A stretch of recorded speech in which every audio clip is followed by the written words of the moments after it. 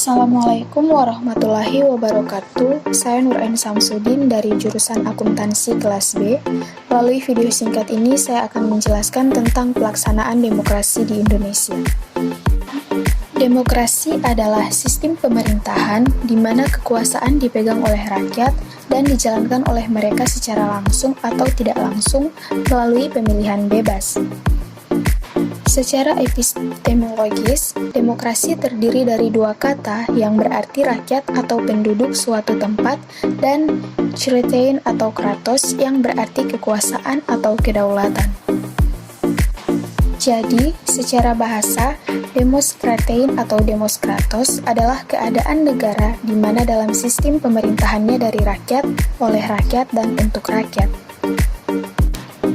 Setiap negara menganut sistem pemerintahan yang berbeda. Di beberapa negara, istilah demokrasi banyak digunakan untuk menggambarkan sistem pemerintahan yang dianut. Indonesia menjadi satu di antara negara yang menganut sistem pemerintahan secara demokrasi. Negara yang menganut sistem demokrasi akan memberikan kebebasan warga negaranya untuk menyampaikan pendapat. Selanjutnya adalah manfaat demokrasi. Manfaat demokrasi yang pertama, kesetaraan sebagai warga negara. Yang kedua, pluralisme dan kompromi. Yang ketiga, memenuhi kebutuhan-kebutuhan umum seperti kebijakan yang mencerminkan keinginan rakyatnya.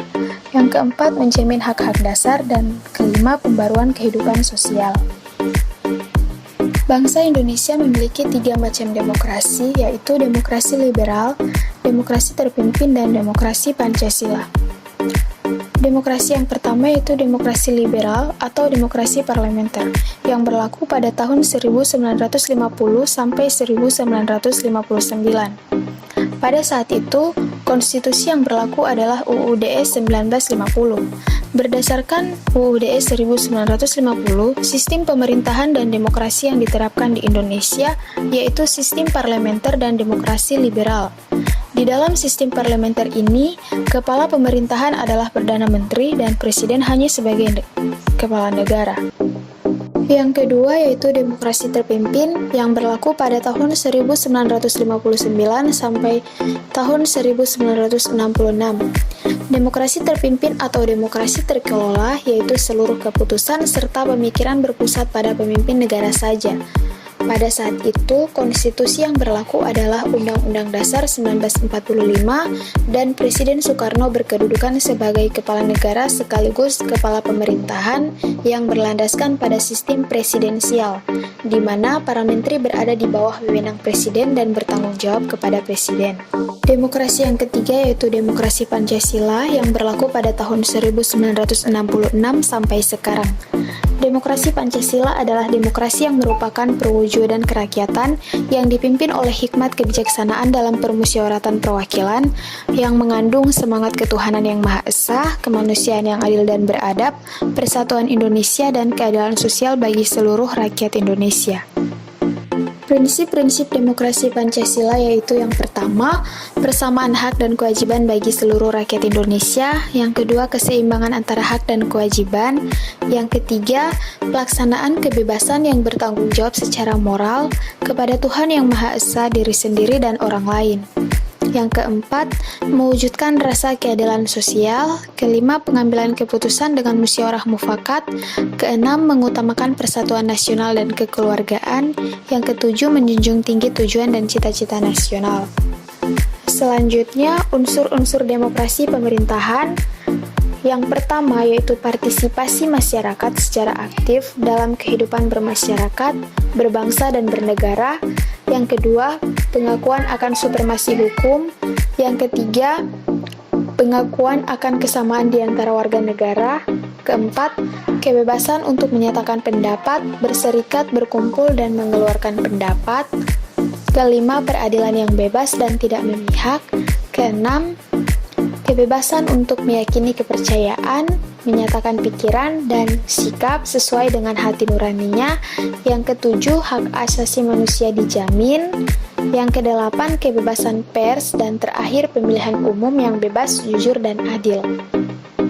Bentuk demokrasi, yang pertama ada demokrasi langsung.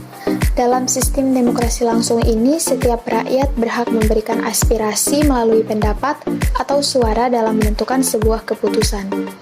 Biasanya setiap rakyat mewakili diri sendiri dalam memilih kebijakan sehingga secara langsung keadaan politik berada di tangan rakyat. Namun, sistem demokrasi langsung jarang diterapkan di era modern ini.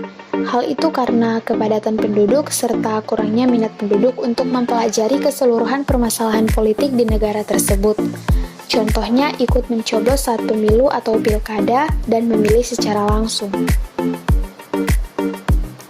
Yang kedua yaitu demokrasi perwakilan. Dalam sistem demokrasi perwakilan ini, seluruh rakyat memberikan pendapat melalui pemilihan umum dalam memilih wakil rakyat. Setelah terpilih, wakil rakyat tersebut mengutarakan aspirasi rakyatnya dalam mengatasi permasalahan negara.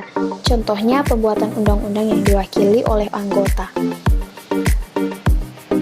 Dapat saya simpulkan bahwa pelaksanaan demokrasi di Indonesia telah melahirkan bentuk-bentuk dan metode pada negara yang menganut bentuk negara tersebut. Demokrasi itu sendiri melahirkan pemilihan umum yang menjadi salah satu bentuk atau cara menentukan pemimpin secara adil. Dalam pelaksanaannya, media diposisikan sebagai penyebar dan pemberitahuan aktual yang sangat dibutuhkan untuk menjangkau masyarakat dalam memberitakan pemilihan umum. Tentu media haruslah netral dan berimbang dalam memberitakan peristiwa sehingga masyarakat tidak menerima berita yang hoax atau tidak benar. Sekian materi yang dapat saya sampaikan, semoga bisa bermanfaat. Lebih dan kurangnya saya mohon maaf. Wabillahi taufiq wal hidayah. Wassalamualaikum warahmatullahi wabarakatuh.